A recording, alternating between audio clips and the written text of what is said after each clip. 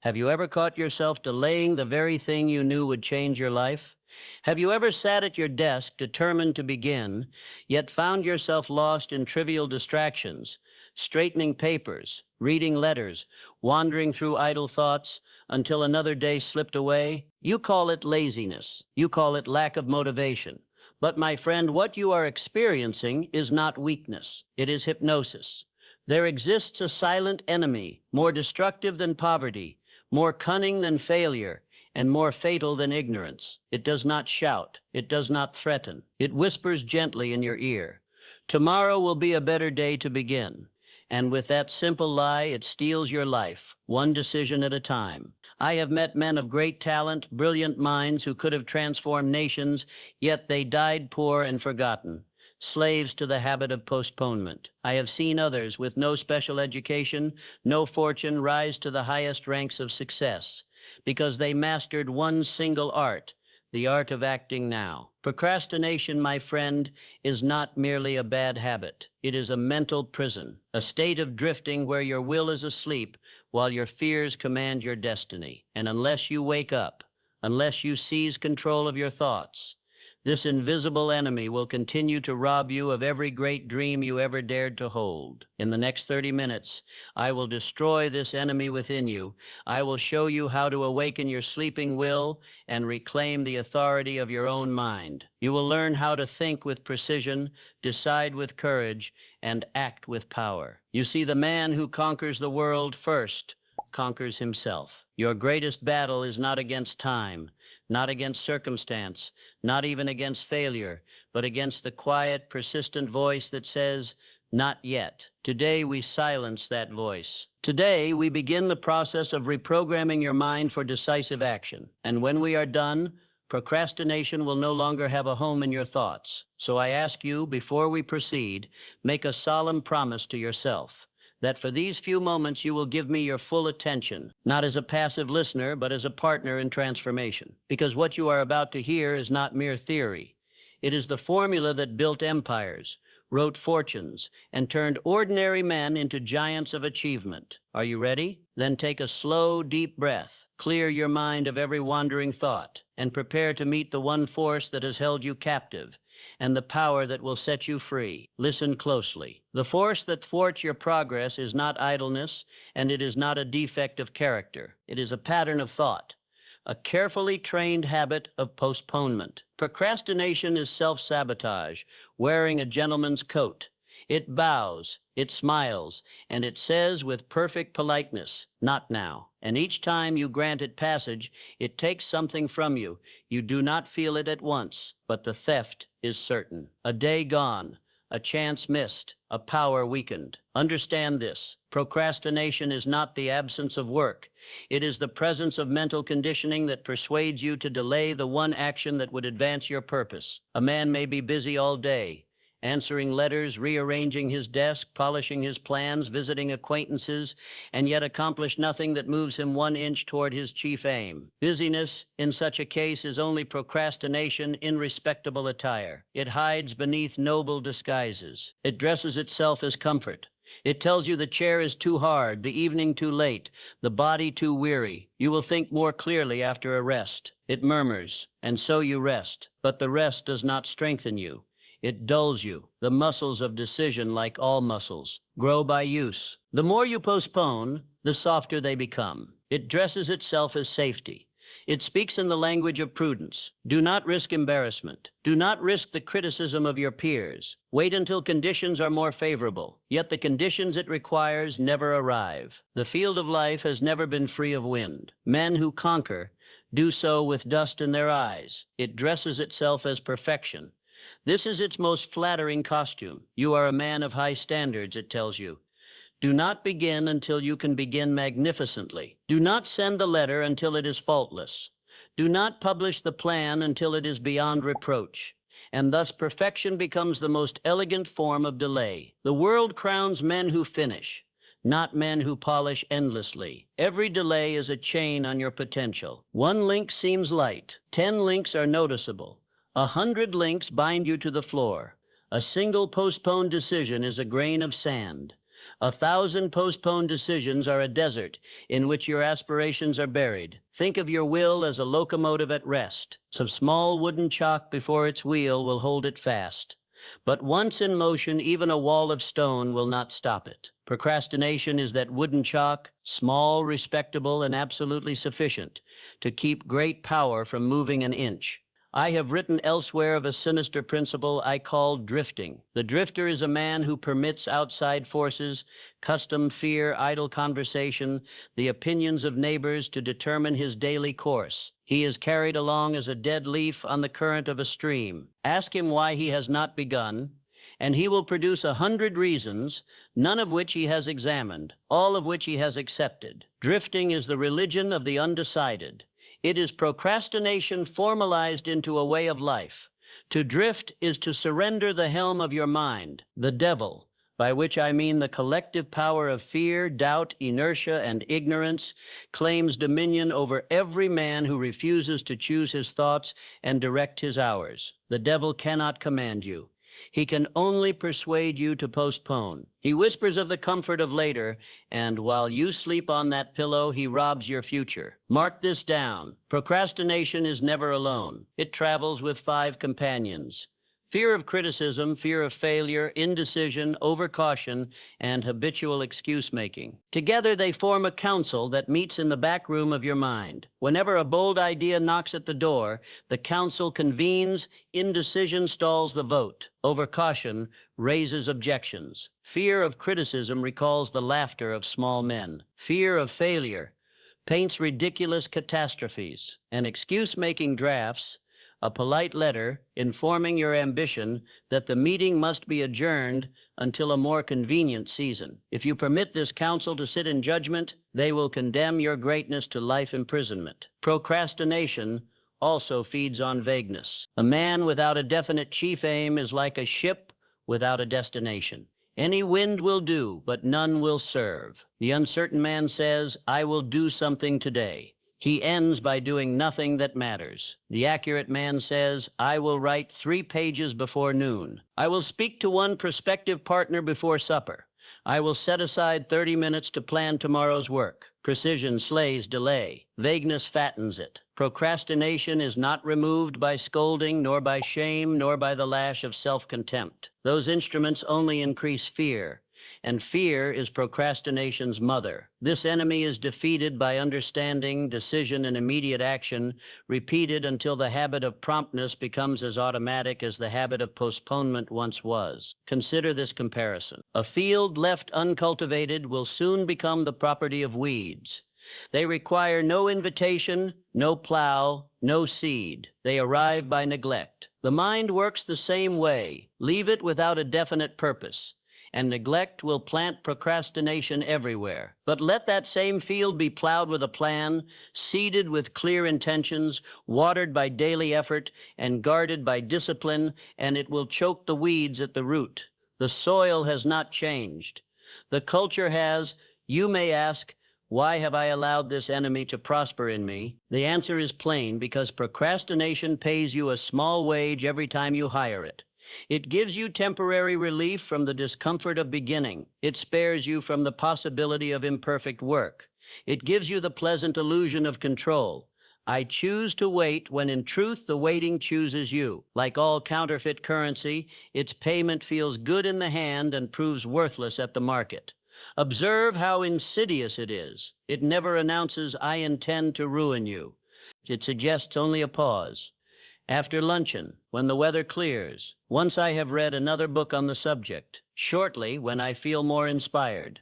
And while you are waiting for inspiration, the man of lesser talent but greater resolution has finished the task, secured the contract, won the partnership, and retired to bed with peace of mind. Burn this sentence upon your memory. Action is the antidote to fear. Men do not act because they are brave.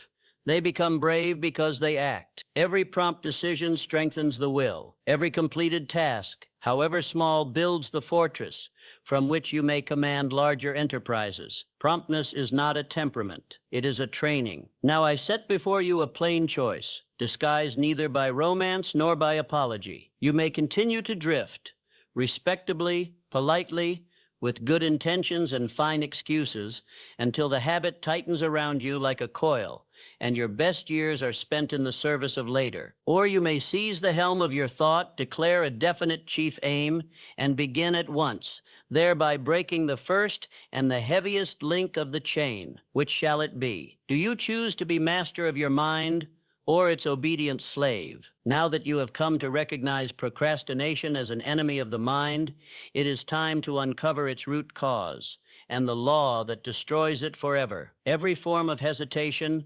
every act of postponement, every hour wasted in idle thinking can be traced to one origin: indecision. In my years of study, after interviewing more than 500 of the most successful men in America, men whose names are written across the pages of industry and invention, I discovered one truth that stood above all others. All success begins with a decision. Not with talent, not with luck, not with favorable circumstances, but with a single definite act of will. You will find this truth written plainly in Think and Grow Rich. I did not invent it, I merely observed it. Every fortune, every invention, every movement that ever altered the world began the moment one man said within himself, "I will." Those two words are the axis upon which destiny turns.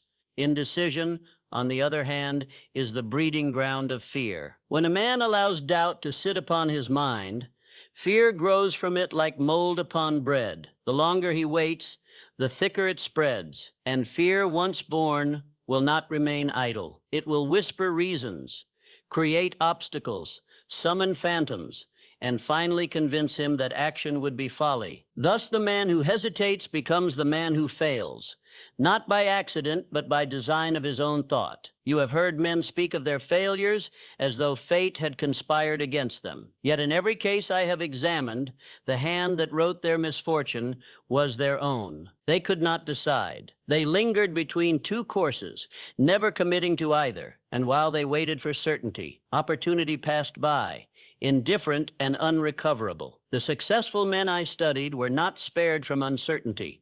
They simply refused to be ruled by it. Henry Ford, for instance, was told by engineers, bankers, and even his friends that his vision of a motor car for the common man was impossible. They laughed at his persistence. Yet Ford made a decision. He would produce that car, and he never reversed it. When funds were low, when ridicule was high, he kept to his decision with the same calm determination with which one keeps his faith. The world remembers the automobile. It does not remember the 1,000 men who hesitated. Thomas Edison, too, embodied this law. When he set out to produce light through electricity, he failed more than 10,000 times. A lesser man would have doubted his path, altered his plan, or abandoned the ideal altogether. But Edison's decision was final. He did not reconsider it each morning according to his mood. He had decided once, and that was enough. That single act of commitment made him impervious to discouragement. Understand this.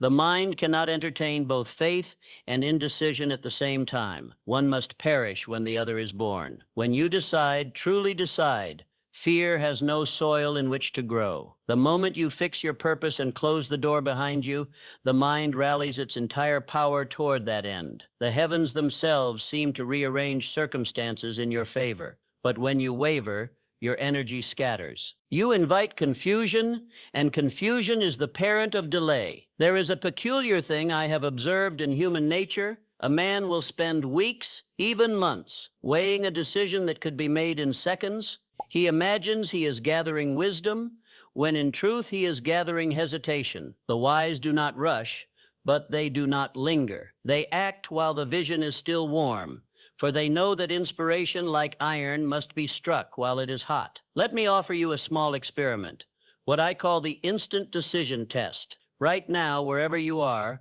call to mind one task you have postponed. It may be a letter you have delayed writing, a plan you have avoided beginning, a conversation you have feared to have. Fix that thought firmly in your mind. Do not analyze it. Do not weigh its merits. Now give yourself 5 seconds to decide. Will you do it? Yes or no? Do not count. Do not reason. Simply decide. There, do you feel it? That sudden stirring in your chest, that quickening of the spirit, that is your power returning to you. In that brief moment of decision, you broke a small link in the chain that bound you. You declared mastery over your own thought. That is what every great man feels when he resolves to act. It is the taste of freedom. If you could but repeat that exercise daily with larger and larger matters, your entire nature would change. For every prompt decision reinforces your confidence, just as every delayed one weakens it. Soon you would find yourself incapable of drifting, as naturally decisive as the sun is bright. Indecision is the mother of fear, and fear is the father of failure. When a man decides, truly decides, his doubts dissolve as mist before the morning sun. The mind cannot serve two masters. It cannot at once seek progress and seek comfort. You must choose. I have watched men paralyzed by the smallest choices. Whether to begin a venture, to move to a new city, to speak their conviction, they tell themselves they need more time, but time, my friend, does not grant wisdom to the undecided. It only deepens their hesitation. The man who waits for the perfect moment discovers too late that perfection exists only in action. The successful man does not require perfect conditions, he creates them. He does not wait for opportunity. He summons it through motion. Once you have decided, providence moves with you. The air itself seems to change, and events unfold in harmony with your intent. I have seen it too often to doubt it. So understand this principle as you would understand a law of gravity.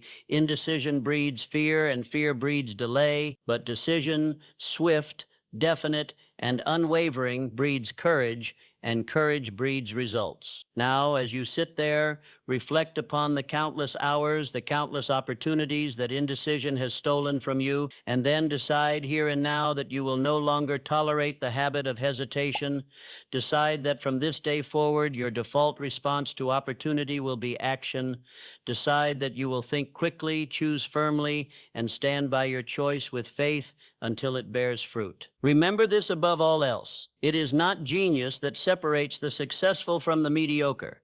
It is decision. The world will forgive your mistakes, but it will never reward your hesitation. So I ask you once more, quietly but firmly, what will you decide tonight? Will you continue to drift, or will you claim the one power that has created every great achievement since the dawn of time, the power to decide and to act without delay?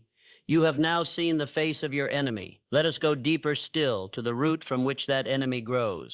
For if procrastination is the weed, indecision is its seed, and fear is the soil in which it thrives, every man who fails in life fails because he could not decide. I learned this truth from the greatest minds of my age: industrialists, inventors, statesmen, leaders of commerce and vision. I questioned them one by one, and every single one told me the same thing in his own words.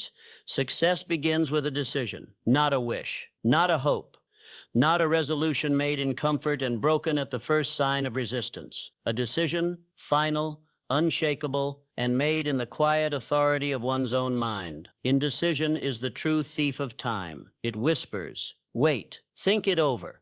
And while you think, another man acts. He fails perhaps once, twice, even 10 times. But he learns, adapts, improves, and while you are still waiting for certainty, he has moved mountains. The man who waits for the perfect time will die waiting. Conditions are never perfect, and if they were, they would not last. Opportunity is like a swift horse. It passes by those who hesitate to mount. Fear is born of indecision. When the mind hesitates, fear slips in to fill the void. It begins to question, what if I fail? What will they think of me? What if this is not the right moment? And fear, once allowed to speak, becomes the master. The man who cannot decide becomes a slave to every doubt that crosses his path. You cannot think your way out of fear. You can only act your way out of it. Henry Ford understood this. When he first dreamed of building a car that any man could afford, the world laughed. The experts said it could not be done. His investors abandoned him. His first company collapsed.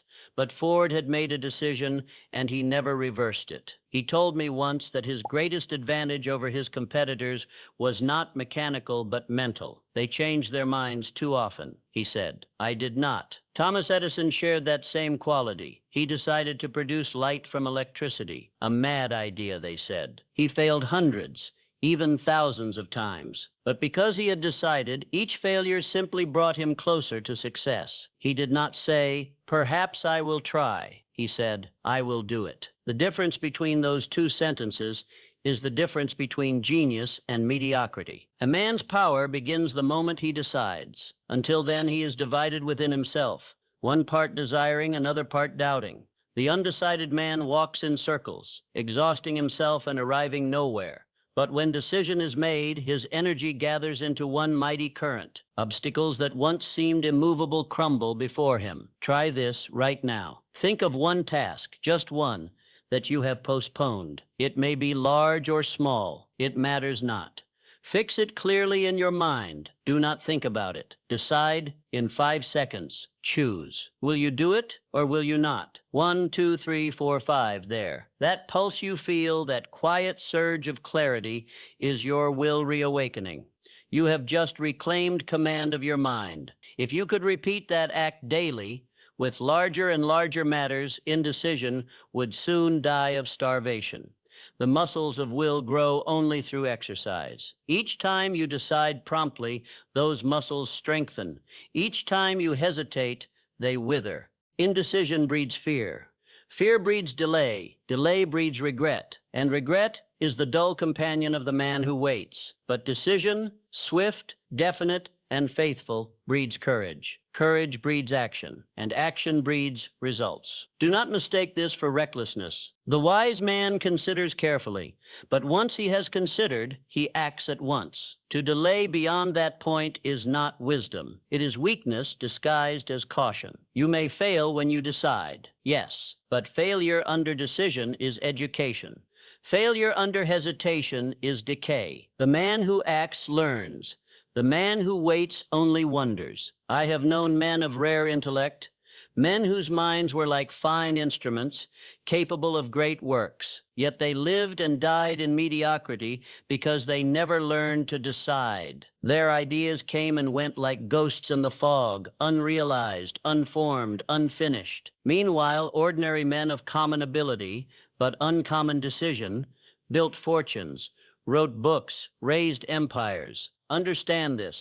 The mind cannot serve two masters. You cannot serve both doubt and destiny. One must perish for the other to live. Therefore resolve now, this very hour, that you will no longer permit indecision to make a fool of your days. Begin with small matters. Decide what hour you will rise, what work you will finish, what promise you will keep, and keep it. Soon you will find that your very nature has changed. You will no longer seek motivation to act, for action itself will have become your nature. Remember, the power that moves great men is not genius, nor fortune, nor luck. It is the quiet, steady habit of making decisions promptly, definitely, and once for all. So I ask you again, as I have asked thousands before, will you continue to drift, or will you choose? Will you allow fear to think for you, or will you seize the power that was yours from the beginning, the power to decide? For in that single word, decide, lies the secret of all achievement, the destruction of procrastination, and the birth of your freedom. There is a secret law that governs all achievement, and yet few ever come to understand it. I have called it the law of motion in the mind. It declares that once a thought or action begins to move in a definite direction, it gathers power as it continues. Just as a train, once set in motion, becomes almost impossible to stop. Picture that locomotive at rest. A child could hold it in place with a wooden block placed against its wheel. But when that same train has gained speed, no wall of stone could stand before it. Such is the power of momentum, and such is the power of a man who has learned to keep himself in motion. Most people never experience that power, because they never get past the first inch of movement. They wait for a burst of inspiration before beginning, not realizing that inspiration does not precede action. It follows it. You do not move because you are motivated. You become motivated because you move. A man sitting in idleness may read 100 books on success, may fill his mind with noble intentions, yet accomplish nothing. But let that same man take a single small step, write one page, make one call, begin one plan, and the entire machinery of his mind begins to awaken. The human mind, my friend, is not unlike a great engine. It requires friction to awaken its heat. Inaction is cold metal, silent, heavy, unresponsive. But once you exert the slightest effort, the smallest decision to act, the wheels begin to turn. Energy flows through every part of your being, ideas come more swiftly, courage grows stronger, and the very air around you seems to carry life again. Do not despise small beginnings. The world is not moved by the man who dreams of grand leaps, but by the one who takes a steady series of deliberate steps. The greatest builders began with a single brick. The grandest symphonies began with one note. The habit of action is not born from heroic effort. It is born from consistency. I have seen men paralyzed by the enormity of their own goals. They say, "I cannot begin. The mountain is too high." But no man climbs a mountain in a single stride. He begins with one step, then another. And as he ascends, his lungs grow stronger, his rhythm steadier, and his spirit more certain. Momentum carries him upward, long after his strength should have failed. When a man acts, even in the smallest way, he sends a command to his subconscious mind. The command is simple. We are moving, and the subconscious obeys without question. It begins to search for means, resources, and opportunities to continue that movement. The mind loves direction. It hates idleness. Once it has tasted forward motion, it hungers for more. If you have ever begun a task reluctantly, cleaning your desk, writing a letter, organizing a plan, you have felt this truth. At first, there is resistance. You tell yourself, "I will only do a small part." But once you start, something happens. You find yourself continuing almost effortlessly. Minutes pass, then hours. What seemed impossible becomes natural. That is the law of motion in the mind at work. The first step, therefore, is always the hardest, because it must overcome inertia. But once taken, the second comes easier, the third easier still. Soon you are no longer pushing yourself to act. Action itself is pushing you. You are carried forward by a power greater than your conscious will. That power is momentum. Think now of your own life. Picture every unfulfilled plan, every abandoned goal, every moment where hesitation won the battle. All those lost dreams lie at the bottom of the hill, unmoved, gathering dust. And there you stand before them, strong, capable, but unmoving, waiting for the perfect hour to begin. My friend, the perfect hour has never existed. Only the present one does. Now imagine for a moment that you take a single step toward one of those forgotten goals. The moment your foot moves, the ground beneath you stirs. A spark of light appears before you, faint but unmistakable. As you take another step, the light grows brighter, illuminating the next few feet of your path. You cannot see the entire road, but you can see enough to take one more step, and that is all you ever need. Each action lights the way for the next. That is how progress feels. That is how it looks when a man conquers his own inertia. The path reveals itself only to those who move. If you could see, as I have seen, what happens inside the mind of a man who begins, truly begins, you would never again fear starting small. Once motion is established, something divine enters the process. Ideas connect. Events align. Helpers appear. Circumstances bend to the rhythm of your will.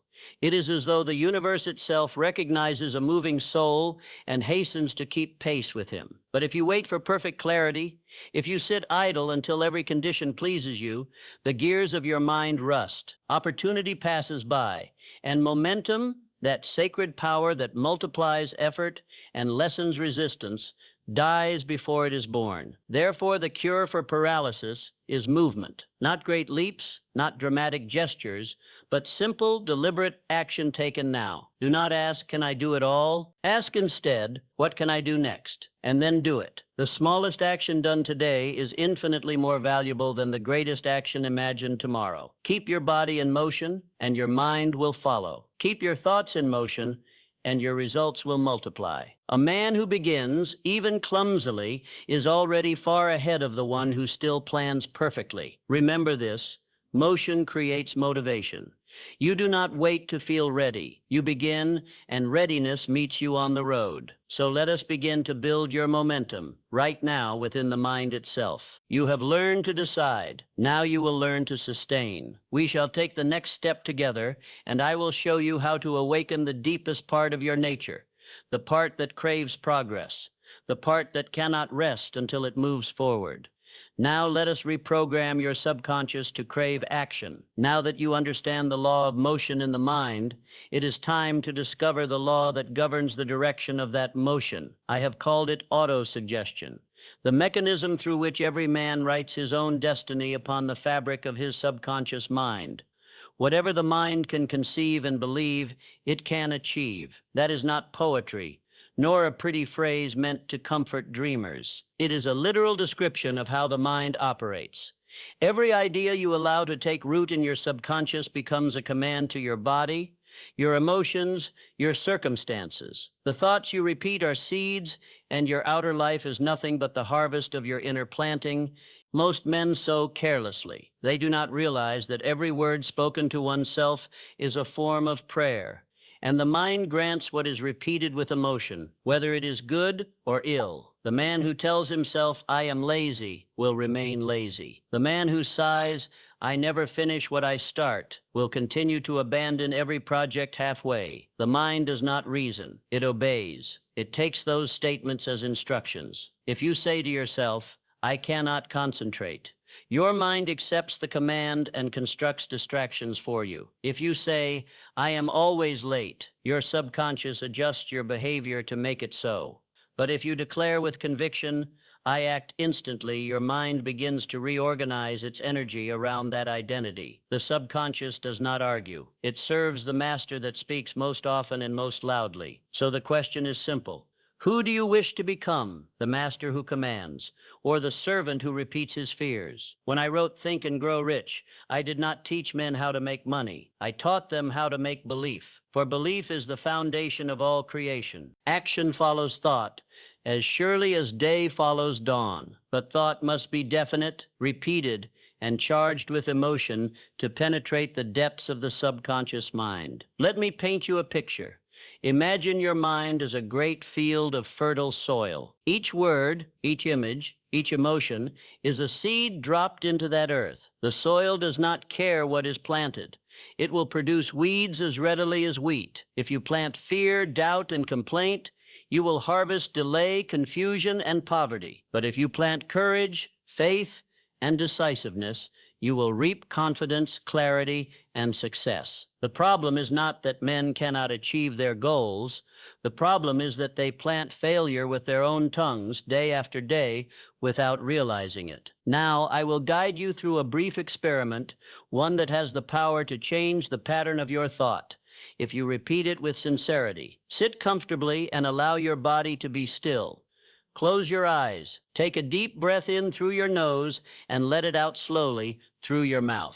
Feel your mind settling, as though the surface of a pond were becoming calm after a passing wind. Now, in that calmness, I want you to speak within yourself, not as one who wishes, but as one who commands. Speak slowly, deliberately, with conviction. Repeat after me, "I act immediately. I think clearly and decide without hesitation. Every idea that comes to me is followed by action. I no longer wait for the perfect time. I create it. Action is my nature.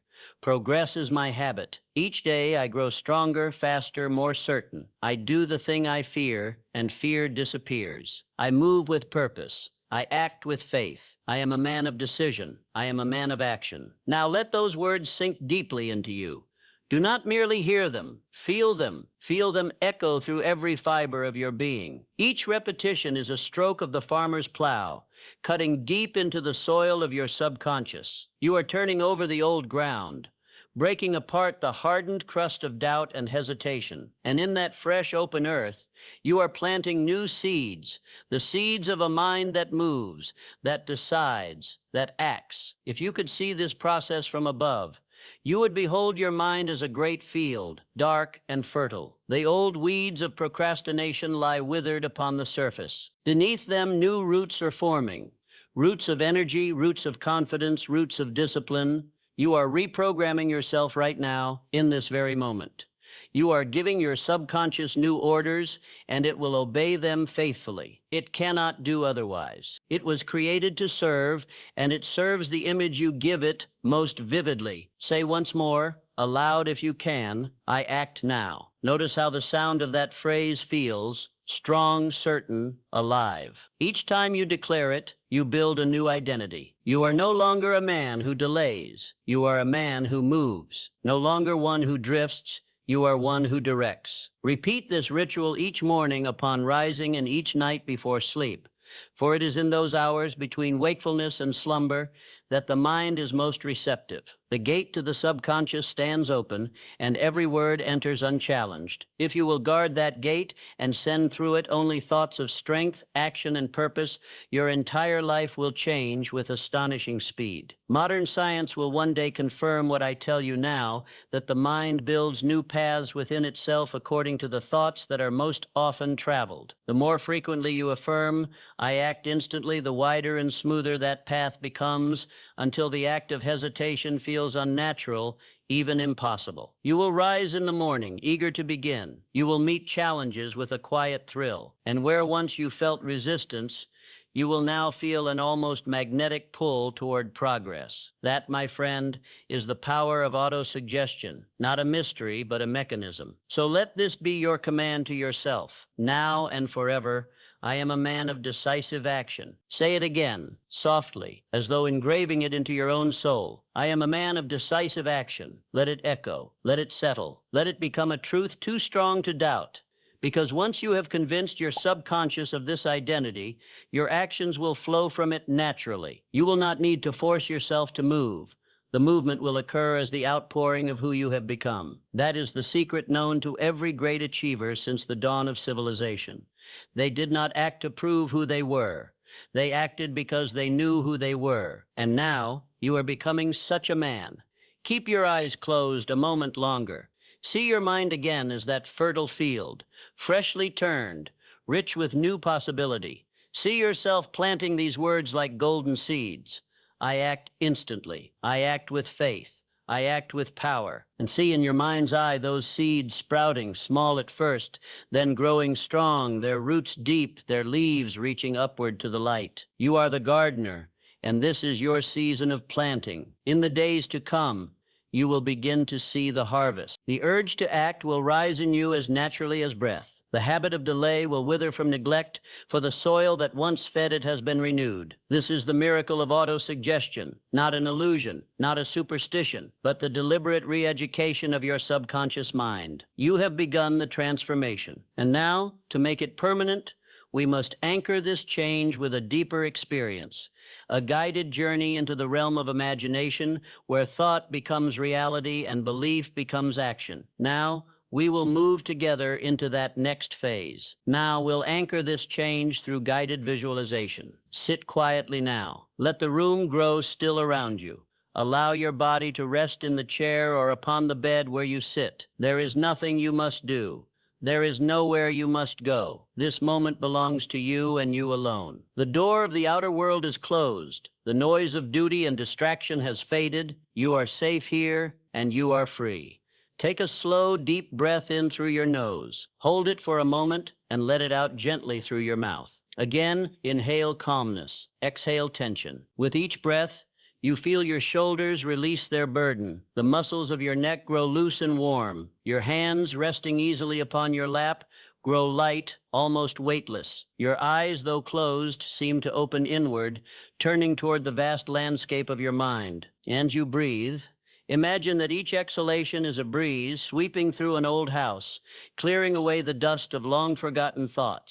With each breath, the air grows purer, the light within you brighter. You are descending from the surface of the conscious mind into a deeper, quieter chamber, the place where every habit, every pattern, every belief was first written. In your imagination, see yourself standing now at the entrance of a great hall. It is vast, with high arches and smooth marble floors that reflect a faint golden light. Along the walls stretch countless mirrors, tall and ancient, their glass glimmering softly. This is the hall of the mind, the place where every thought you have ever repeated has taken form. You begin to walk slowly through this hall. Your footsteps echo gently. In each mirror you see an image of yourself, not as you are, but as you have been. One reflection shows you sitting before a desk, papers scattered, your head bowed in fatigue, whispering, "Tomorrow I will begin." Another shows you pacing, planning, but never starting. Another still, watching the clock, waiting for courage that never came. Each mirror is a memory of a moment surrendered to hesitation. Pause before one mirror now and look closely. The glass begins to ripple, and from within it a shadow takes shape. It is the voice you have known all your life, the quiet, persuasive tone that has so often said, "Wait, not yet." Listen to it. It sounds calm, even kind. It tells you that you are not ready, that you must prepare more, that others have it easier, that one more day will make no difference. But look at it carefully. See the emptiness behind its eyes. See that it is not alive by its own power. It feeds only on the strength you have given it. It has lived on your belief in it. Now step closer. Feel no anger, only understanding. Speak softly but firmly. "You are not my master. You are only a habit, and I am the hand that formed you." The shadow stirs uneasily. You continue. "You have served your purpose. You tried to keep me safe, to spare me from failure, but your time is finished. I no longer need you. Raise your head.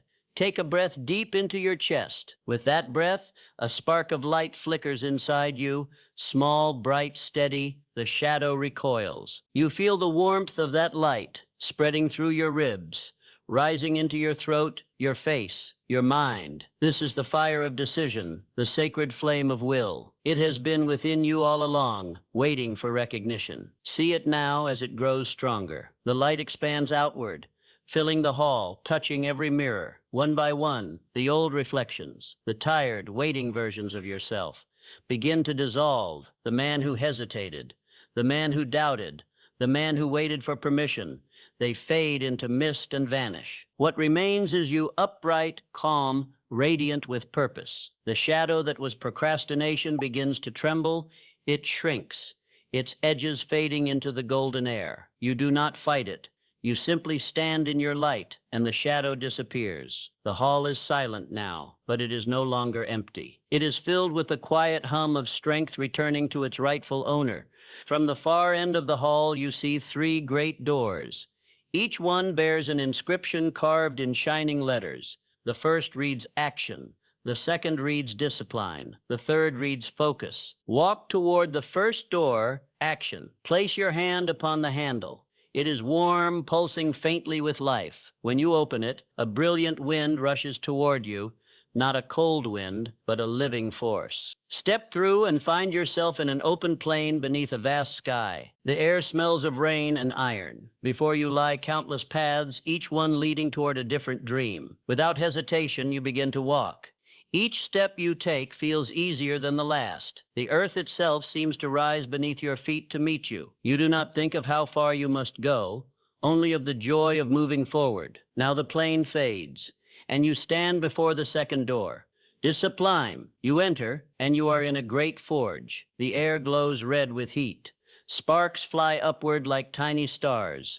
You hear the ringing of hammers. In the center stands a vast anvil, and upon it lies a single glowing piece of metal, your will. Each time you lift the hammer of your intention and strike it, it grows stronger, purer, more resilient. You realize that every small act, every morning you rise on time, every task you complete, every promise you keep, is one more strike upon that anvil. Discipline is not punishment.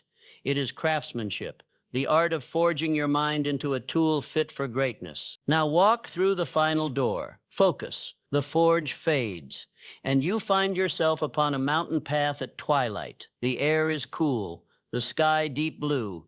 You can see far below, the world of noise and distraction, the endless chatter, the rush of men chasing everything and catching nothing. But up here, the air is still. The only sound is your breath and the beating of your heart. Each step upward clears your mind further. Your thoughts align into a single current, sharp and pure. You are no longer pulled in 10 directions. You are one man, moving in one direction, toward one goal. As you climb, you see the horizon begin to glow with dawn. The light spills across the peaks, golden and endless.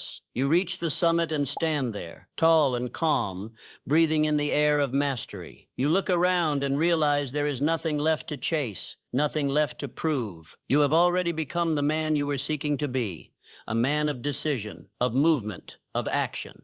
Now look within again.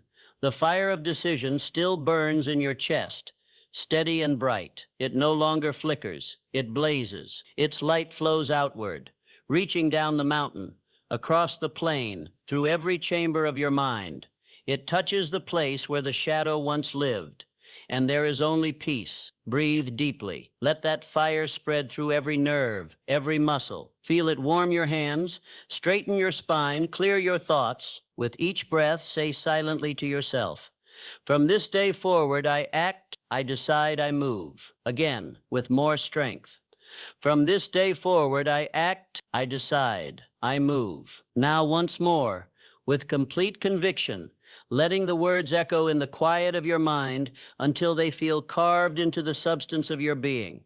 From this day forward, I act, I decide, I move. Stay in that feeling for a while. The calm certainty of a man who has reclaimed command of himself. There is no tension in it, no strain, only quiet, steady power, the kind that builds empires, the kind that changes the world silently through consistent will. The music of your own breathing fills your ears like the rhythm of a forge. Inhale, strength. Exhale, doubt. Inhale, clarity. Exhale, fear. You stand now not as the man who hopes, but as the man who knows. You are the master of your time, the architect of your action, the governor of your destiny. The fire within you will not die when you open your eyes. It will live in every choice you make, every word you speak, every step you take. Take one last deep breath. Let the air fill you completely. Hold it for a moment.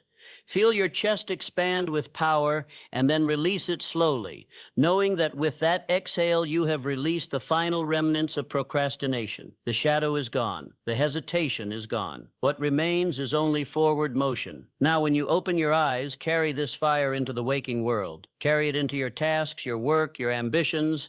Let every action, no matter how small, become an offering to this new self you have forged.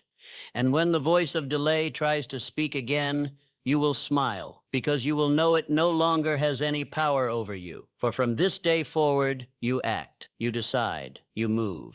There is a certain kind of silence that follows transformation, not the silence of emptiness, but the silence of peace. I have heard it in the voices of those who have awakened to the truth of their own power, the men and women who once lived at the mercy of procrastination and fear, but who now stand as masters of themselves. Their stories are not legends told to inspire.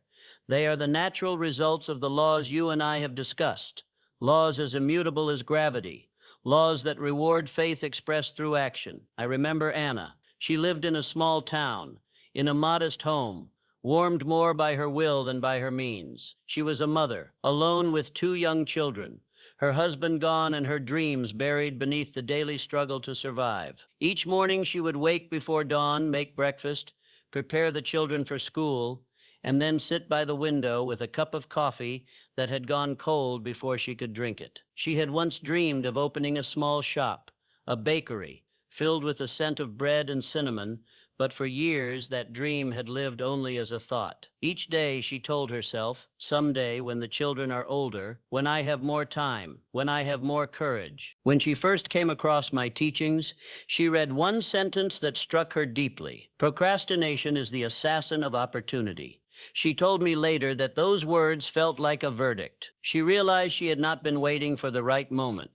She had been hiding from her own power. That night, when her children had gone to bed, she sat at the same kitchen table, took out a piece of paper, and wrote at the top, "My bakery." Beneath it, she listed everything she needed to do to make it real: rent, ingredients, equipment, licenses. It seemed impossible, but for the first time she did not let her mind drift toward fear. She remembered another phrase she had read: "A plan, once written, is a promise made to the self." The next morning she rose at 5 and began baking bread in her small oven. At first it was only for neighbors, then for the school, then for the market. Within 6 months, she had opened a small shop. Within 2 years, she was supplying bakeries across her province. When I spoke with her later, she said something I have never forgotten. When I stopped negotiating with my fear, everything changed. I didn't become stronger overnight. I simply stopped waiting to be stronger. There was another man, David, a scholar by training, a thinker by temperament. For 15 years,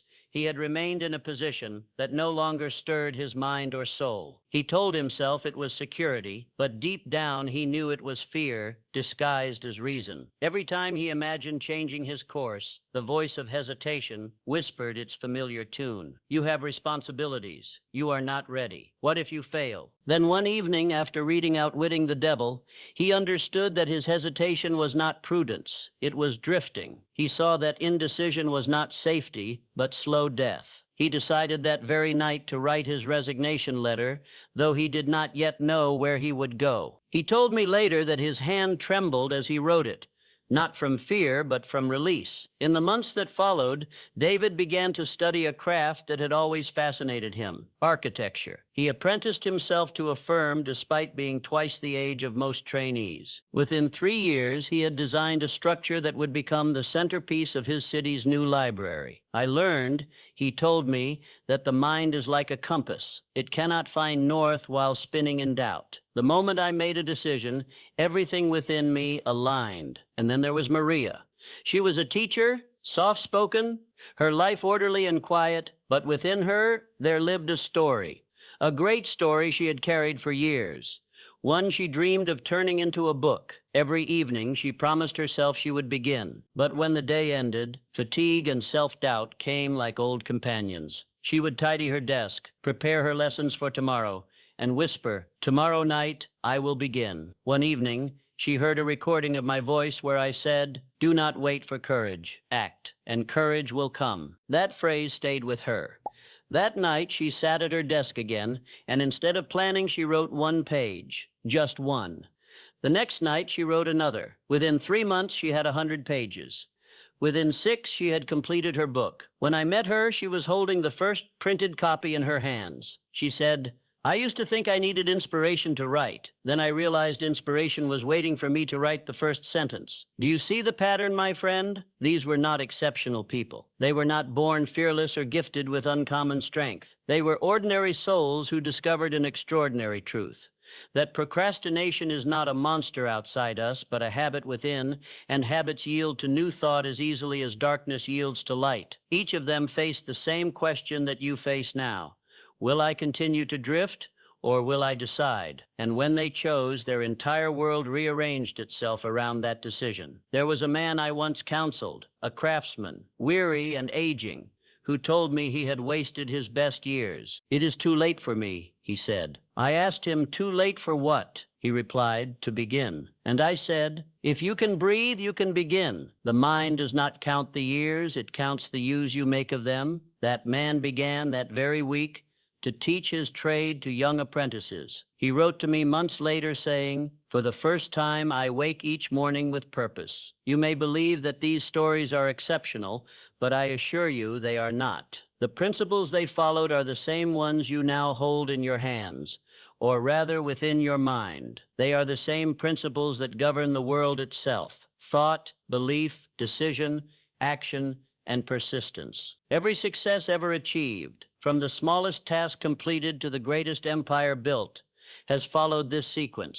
The difference between those who succeed and those who drift lies not in opportunity, nor in luck, nor in education. It lies in decision. The moment a man or woman declares, "I will act now," the universe begins to respond. Doors open, circumstances align, helpers appear. It is not magic, it is law. Listen now to the echo of these testimonies.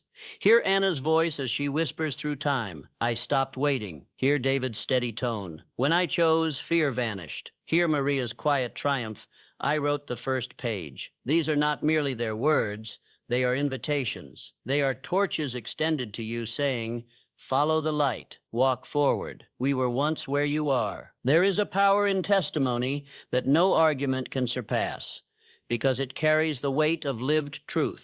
Each of these souls found liberation, not through chance, but through the deliberate application of thought and will. Their transformation began not with wealth or knowledge or strength, but with a single unwavering decision to move. If you close your eyes for a moment, you may even see yourself among them, standing on the same threshold they once faced, the same doorway between hesitation and creation. You have already lit the fire of decision within you. Now, all that remains is to act. Remember, every testimony began the same way, with a moment of surrender to action. The instant you take that first step, your story begins to write itself. Someday another man or woman may hear your name spoken in a room like this, told as one of the stories of transformation. Perhaps they will say, "There was a man who once doubted himself, but he decided to act, and everything changed." And they will be right, because after all the principles, after all the laws, after all the visualization and affirmation, there remains one truth, the most important of all. The next great testimony is yours. Now, as we draw nearer to the close of this journey, I want you to understand something vital, something so simple and yet so easily forgotten. The battle against procrastination is not a war fought in a single day, nor a fleeting moment of enthusiasm. It is the steady claiming of territory within the mind, an inch each morning, a mile each week, until the habit of hesitation has nowhere left to hide. Action, my friend, is the true measure of faith. Words may move the lips, but action reveals belief. A man may say he trusts the laws of the universe, but unless he acts upon that trust, his words are empty wind. Faith that does not express itself through movement is not faith at all. It is hope wearing the mask of surrender. You have seen for yourself, in the stillness of your mind, how easily the shadow of procrastination fades before the light of decision. You have walked through the halls of your own consciousness, witnessed the illusions that held you, and felt the fire awaken in your chest. That fire is not a passing inspiration. It is the beginning of a new identity. You are no longer a procrastinator. That man has ceased to exist. You buried him when you chose to act. From this moment forward, you are a doer, a mover, a builder of destiny. You no longer wait for permission, you create opportunity. You no longer delay, you decide. And in every small act, every letter written, every task begun, every morning risen with purpose, you are proving to yourself that this new self is real. The transformation of the mind is not a matter of force, but of repetition. The subconscious does not argue. It obeys the pattern you feed it, and repetition, charged with emotion, becomes law. I tell you with the authority of experience, whatever you impress upon the subconscious through feeling and persistence becomes the truth of your life. So I ask you to continue this practice. As faithfully as a craftsman returns to his tools each day, each night before you rest, close your eyes and repeat the visualization we performed together. See the hall of mirrors once more. Stand before the shadow of delay and watch it dissolve before the flame of your decision. Walk again through the doors of action, discipline, and focus. Feel the fire in your chest and affirm, "From this day forward, I act, I decide, I move." Do this for 7 nights, not as a ritual of superstition, but as a training of truth. 7 nights of repetition will begin to etch this pattern deeply into your subconscious. You will feel it even in your waking hours, a quiet pull toward motion, a steady impulse to begin. You will notice how tasks that once felt heavy now feel simple, even inevitable. You will begin to act not from struggle, but from instinct. Remember always, transformation is not achieved through great bursts of effort, but through the gentle, persistent turning of the mind in a new direction. You are not fighting procrastination anymore. You are outgrowing it. You are stepping into a higher order of being, where decision is natural and action is joyful. Each time you act, the pattern strengthens. Each time you move without hesitation, the old identity fades further into memory, and soon you will look back and marvel at how far you have come, wondering how you ever waited, how you ever doubted your power to choose. Your subconscious will not resist this change. It craves it. It was designed to serve you, to make effortless whatever you command with emotion and consistency.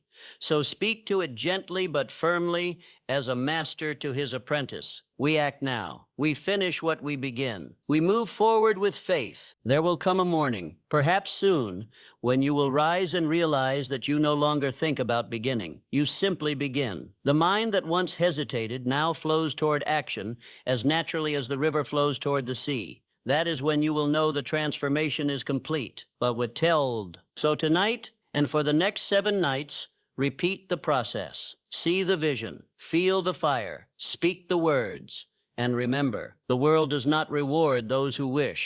It rewards those who move. You are now among that rare company of men and women who act while others wait. Carry this truth with you like a torch in the dark. You are no longer bound by delay. You have crossed the threshold. You have become the kind of person who shapes his world through decisive thought and unwavering movement. And as surely as the sun rises, this new self will become permanent. Each repetition is a hammer strike upon the forge of your identity. Each breath you take while affirming your power is one more layer of steel upon your will. The fire you lit will not go out, because it is no longer just a flame. It is who you are. You have stepped into the circle of those who act, those who decide, those who create. And from this moment on, your every movement is proof that the transformation has already begun. Now, take one last deep breath. Feel the calm certainty in your chest. Whisper to yourself, not as a command, but as a fact already fulfilled. I act. I decide. I move. Let it echo through the chambers of your mind. Let it become your rhythm, your heartbeat, your creed. And as the days unfold before you, remember this: the man who acts cannot be stopped. And you, my friend, are that man. You have arrived at the end of this session. And by reaching this point, you have already won half the battle. For most men, the fight against procrastination ends before it begins.